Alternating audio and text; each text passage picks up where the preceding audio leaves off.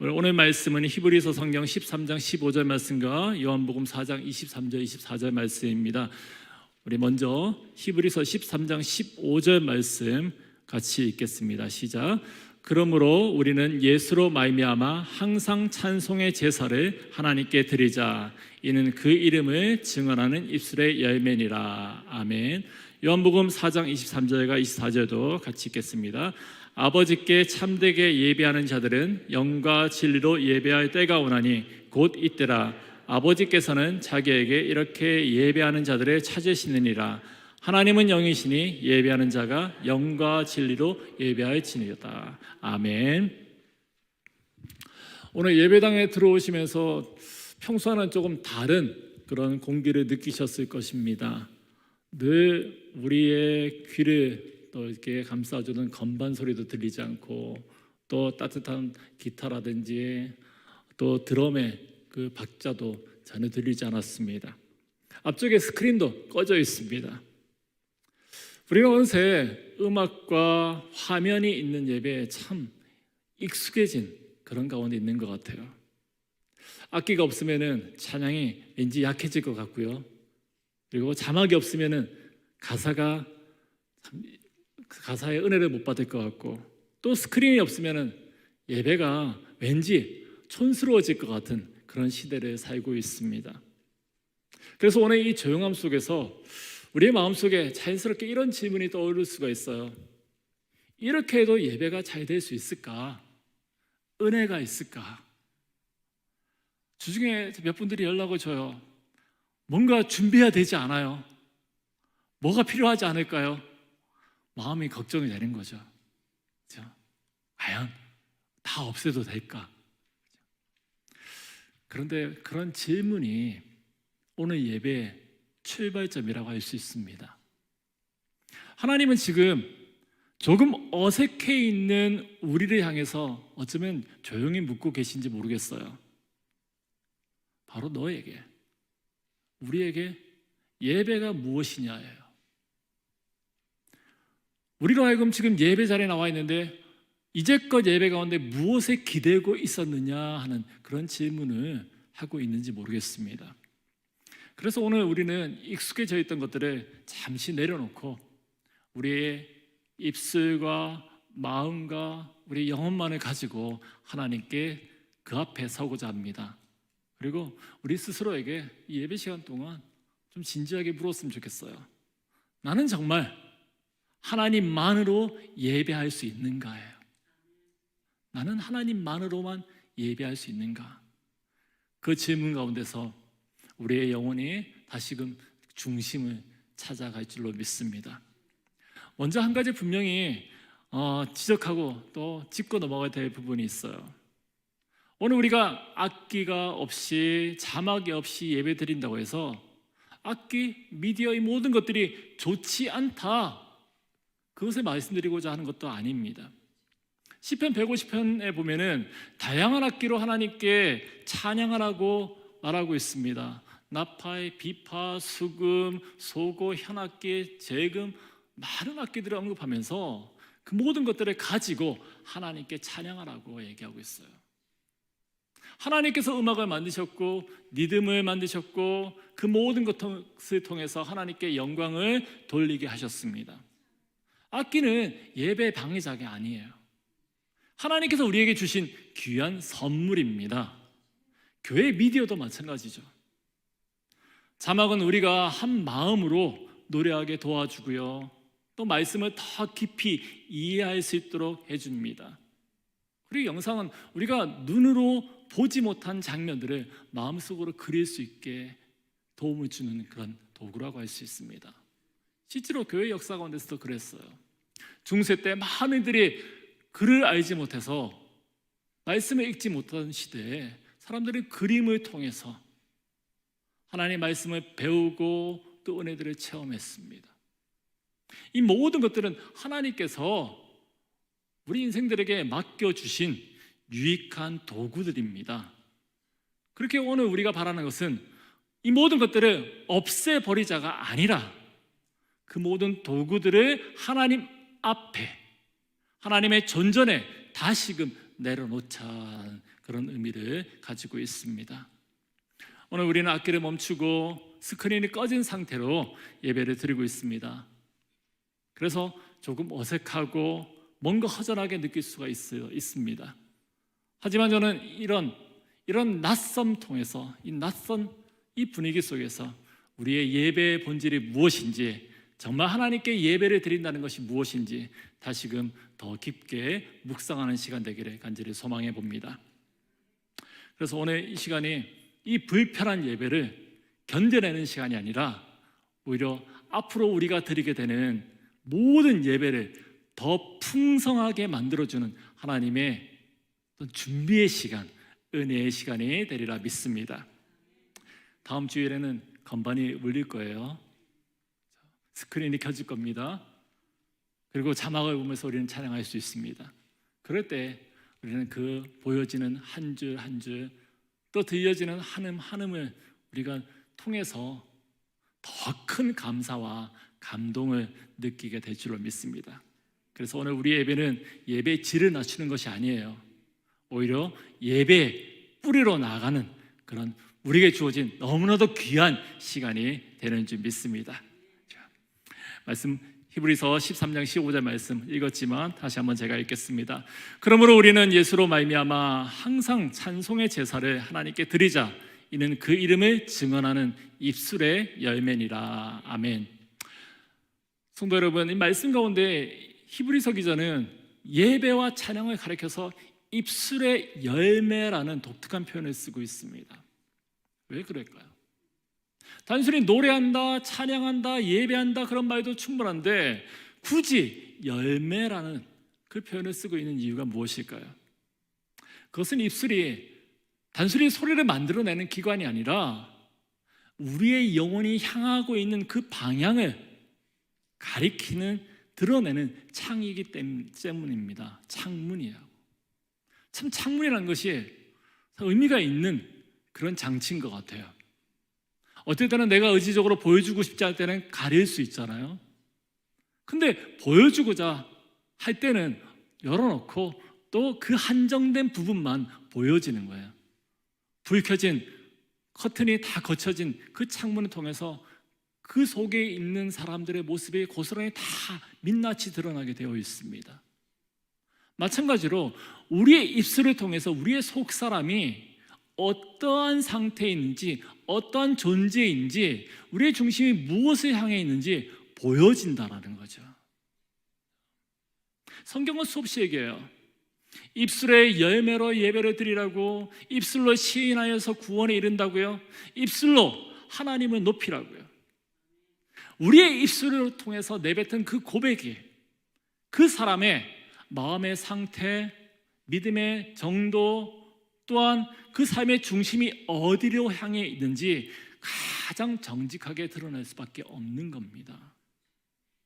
그래서 오늘 우리가 드리는 이 찬양이 조금은 불안정하고 또 크지 않은 목소리라 할지라도, 또 떨리는 그런 기도라 할지라도 하나님은 그 소리를 그냥 소리로 듣지 않는 거죠. 예수 그리스도 안에서 하나님은 우리의 고백을, 우리의 영혼이 움직이는 우리 영혼의 소리로 하나님께서 듣고 계심을 기억하기 원합니다. 구약시대를 한번 보세요. 많은 제사가 드려졌습니다. 가장 귀한 것을 하나님께 올려드렸어요. 첫 열매 흠없는 어린 양으로, 정성껏 준비한 곡식 가루로 태우고 또 뿌리고 여러 가지 방법을 통해서 하나님께 가장 좋은 그런 방법을 통해서 제사를 드렸어요. 그런데 말씀 속에 히브리 기자는 놀라운 선언하고 있는 거죠. 이제 하나님께서 받으시는, 기뻐 받으시는 제물은 더 이상 무언가를 화려하고 값비싼 그 어떤 것을 요구하는 제사가 아니라 우리의 찬송, 우리의 감사, 우리의 고백을 하나님께서 원하신다라는 겁니다. 하나님께서 오늘 우리에게 원하시는, 가장 기뻐 받으시는 그것은 내가 이제껏 모은 재산도 아니고요, 쌓아 올린 업적도 아니고요, 사람들이 말하는 그 외적인 그런 모습도 전혀 아니에요. 하나님께서 받으시는 가장 귀한 재물은 예수님 사랑합니다. 예수님, 주님만을 사랑합니다. 예수님, 너무너무 감사합니다. 주님만이 나의 전부예요. 이러한 떨림 있는 이 입술로 고백으로 하나님께서는 나의 전부를 받으시는 거죠. 그런 의미에서 볼 때 오늘 우리가 드리는 예배는 참 소중한 예배 같아요. 어떠한 도구도 없잖아요. 소리도 너무 작아요. 그런 가운데 우리는 부정할 수 없는 하나의 진실을 마주 대하는 거죠. 내가 지금 부르는 이 찬양이, 나의 아멘의 이 고백이 정말 나의 소리인가요? 내 입술의 열매인가요? 악기가 우리를 밀어주지 않기 때문에 내 마음이 먼저 움직여줘야 돼요. 자막의 그 가사가 보여지지 않기 때문에 정말 순전한 나의 입술의 고백으로 흘러나와야 돼요. 어떤 리듬이 뒷받쳐주지 않기 때문에 감정의 울림도 참 약해요. 정말 내 속에 진짜 하나님을 향한 마음이 있어야 되는 그런 예배인 거죠. 이럴 때 드러나는 것은 나의 모습이에요. 정말 내가 하나님을 좋아하는지, 내가 주님을 사랑하는지, 나의 입술의 감사가 정말 진실된 고백인지, 지금 나의 마음이 어디를 향해 있는지, 내 믿음이 어느 정도인지, 이 모든 것들이 입술을 통해서요, 입술의 고백을 통해서요, 입술의 열매로 정직하게 보여지는 것입니다. 그래서 오늘 우리가 반드시 기억해야 될 한 가지가 있어요. 지금 이 순간에 하나님은 기술을 보지 않아요. 완벽한 음정도 찾지 않으십니다. 크고 웅장한 소리도 원하지 않아요. 하나님은 지금 조금 떨려도, 조금 작아도, 조금 서툴러도 그 속에 담겨있는 우리의 진심과 우리의 마음의 방향과 우리의 영혼이 향하고 있는 그 움직임을 하나님께서는 낱낱이 보고 또 그것을 기뻐 받으시는 줄 믿습니다.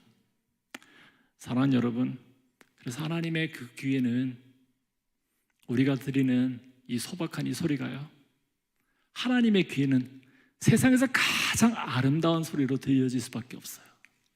그렇지 않은가요? 우리 예배를 받으시는 하나님은 우리의 중심을 보기 때문이죠. 우리의 가진 것 중에서 가장 귀한 것으로 하나님을 향한 우리의 믿음과 사랑의 열매로 나아가는 그런 예배이기 때문입니다. 요한복음 4장에서 보면은 예수님 만난 사마리아 여인이 있습니다. 이 여인이 예수님께 물어요. 예배는 어디서 드려야 됩니까? 예루살렘입니까? 아니면 그리심산입니까? 그 시대 사람들은 예배는 늘 장소적인 문제였어요. 형식이 중요했어요. 전통을 따라야 됐습니다. 어디가 더 거룩한가요? 어떤 방식이 더 올바르고 지금 내가 드리는 것이 과연 제사장이 정한 그 율법의 방식인가? 이 모든 것들이 그들에겐 예배에 있어서 너무나 중요했어요. 그러나 예수님은 그 여인에게 전혀 다른 답을 줍니다. 하나님께 예배하는 자는 영과 진리로 예배할 때가 오나니 곧 이때라고요.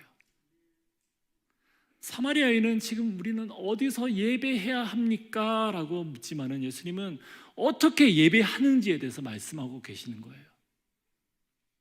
모든 장소적인 것, 또 형식적인 것, 이 모든 건 논쟁들에 다 둘러엎고 예배 본질은 장소가 아니라 마음이라고 예수님은 단호하게 선포하셨던 것입니다.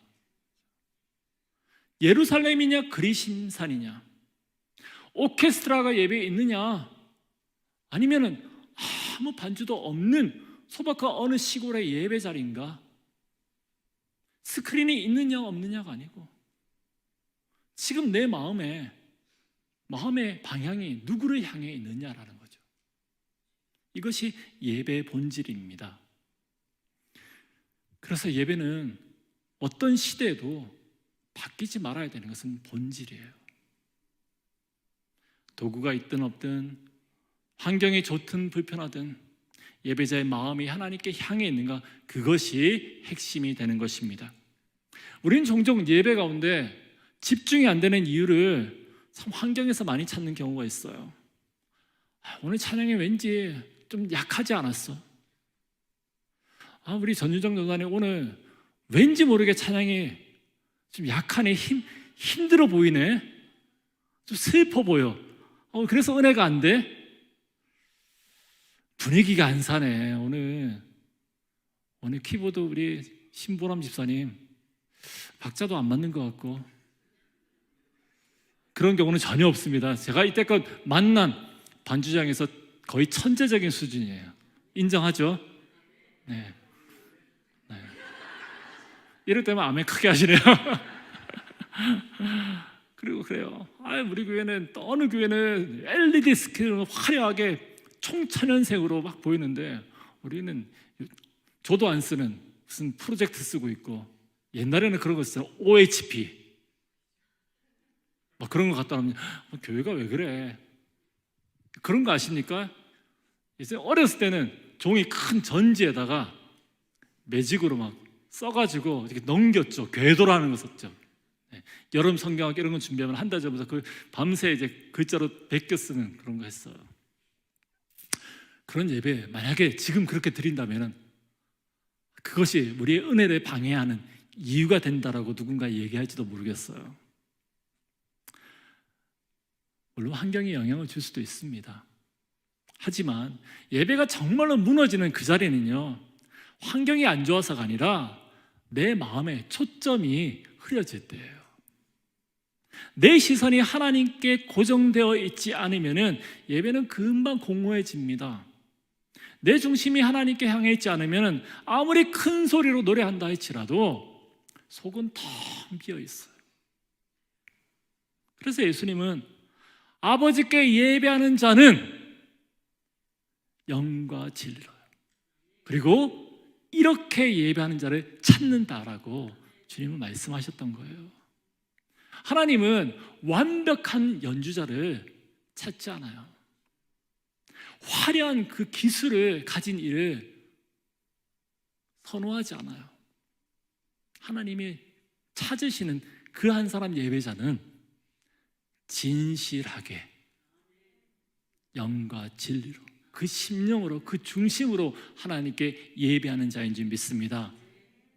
형식 뒤에 숨지 말자. 그것이 우리의 핑계가 되지 않았으면 좋겠어요. 마음으로 하나님께 예배하는 저와 여러분 되길 원합니다.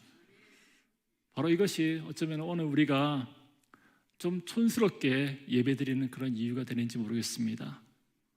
도구의 가치를 부정하는 것이 아니에요. 단지 우리 스스로에게 한번 질문을 던져보자는 거죠. 그 모든 것들이 없다 할지라도 과연 너는 예배할 수 있느냐? 악기가 없어도 나는 사랑합니다 라는 그 고백을 할 수 있느냐? 자막이 없어도 말씀 속에서 정말 은혜를 누릴 수 있느냐? 감정의 그 울림이 없다 할지라도 너는 예배자가 될 수 있느냐? 그런 질문 가운데 우리가 정말 정직하게 예배자의 나의 모습을 한번 비추어 보기를 원합니다. 그래서 우리의 고백이 어떤 환경에 있다 할지라도 나는 하나님께 마음을 올려드립니다.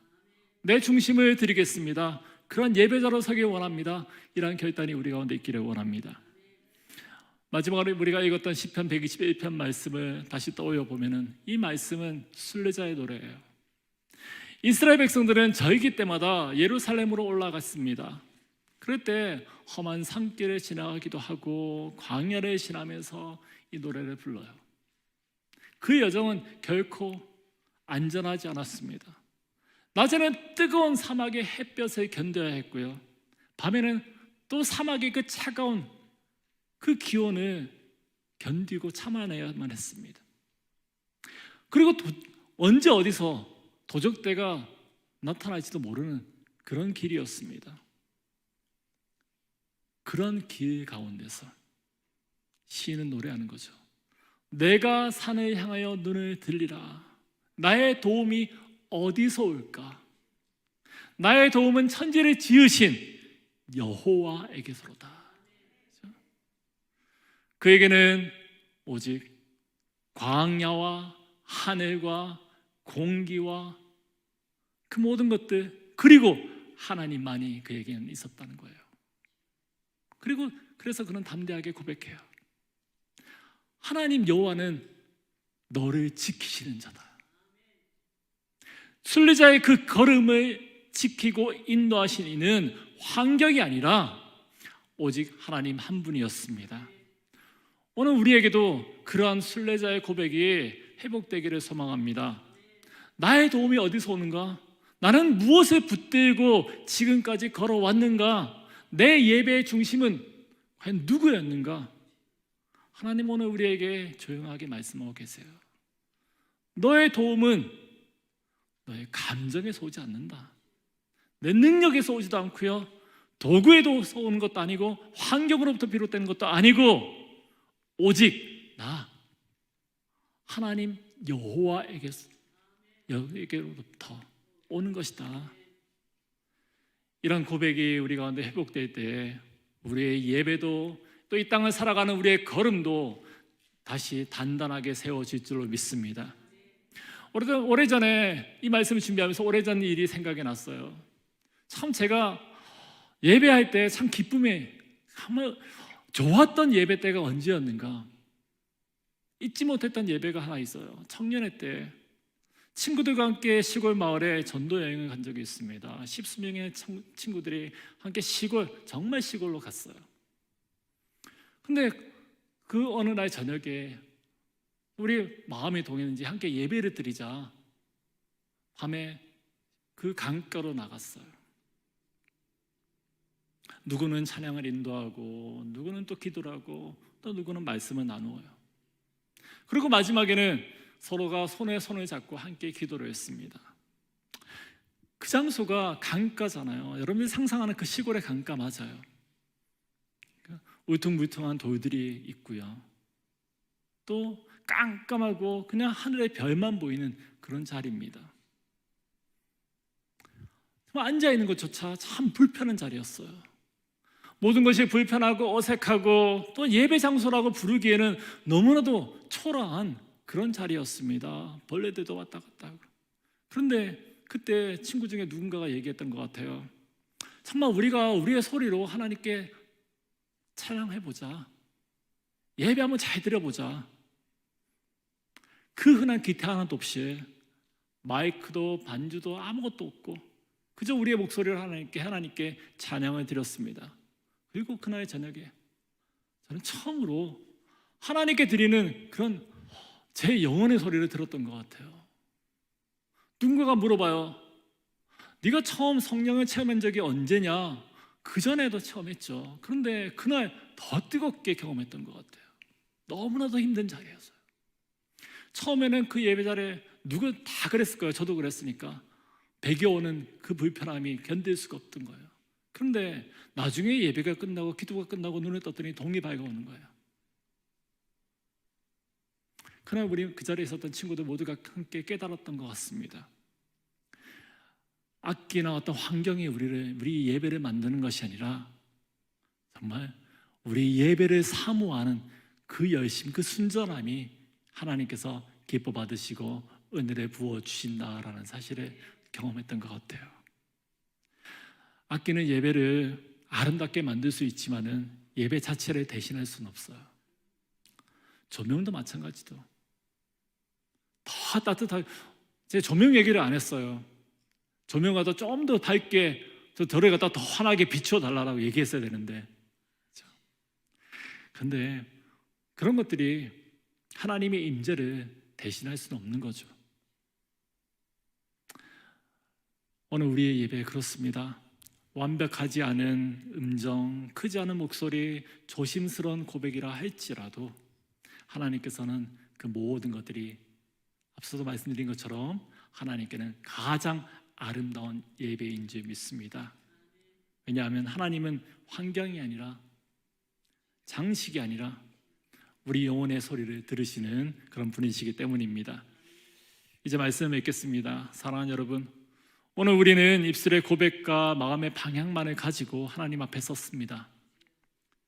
평소보다 훨씬 더 소박한 예배였기 때문에 어색하고 어쩌면은 마음의 허전함도 느끼셨을지 모르겠습니다. 그런데 바로 그 자리에 그 허전함 속에서 하나님은 아주 조용하게 분명하게 말씀하고 있는 것 같아요.